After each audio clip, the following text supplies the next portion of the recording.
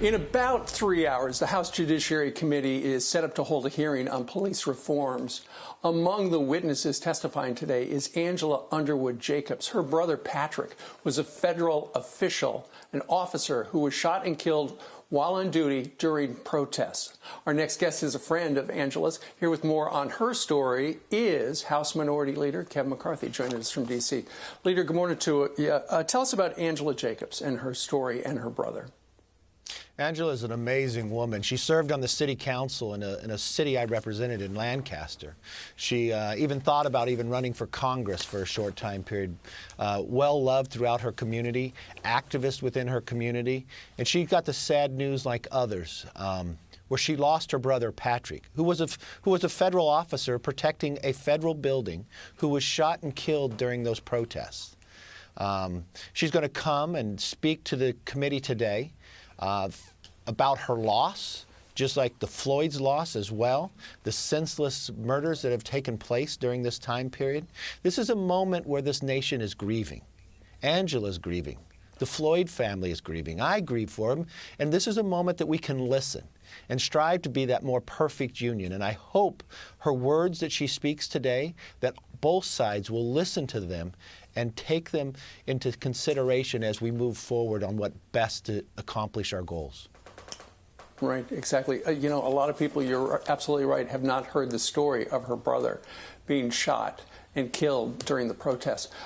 Leader McCarthy, let me ask you a little bit about a story that I read. Apparently on Monday, the House Democratic leadership had a conference call and said, hey, you know, this whole defund police thing is a bridge too far because it's an election year and we could lose moderate voters in swing districts. What do you say about that? Those are the exact same words I heard Nancy Pelosi say about impeachment, and then she moved forward, or Medicare for all. Those are things that they start to say before they surrender to the socialists.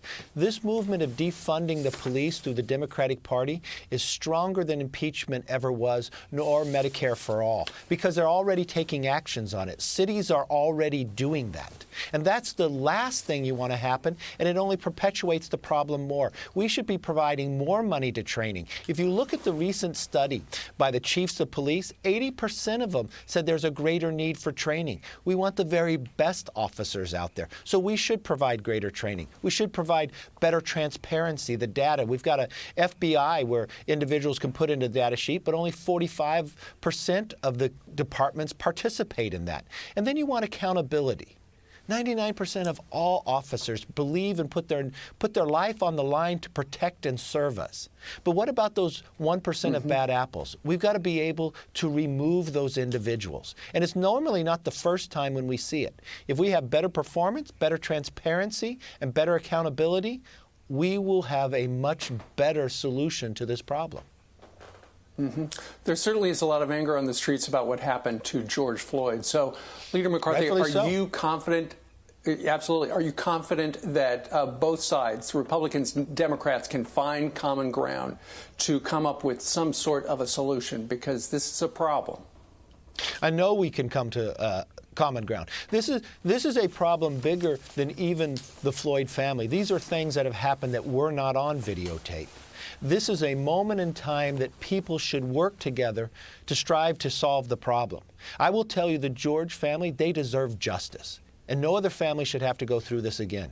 To the protesters, they have a right to be heard.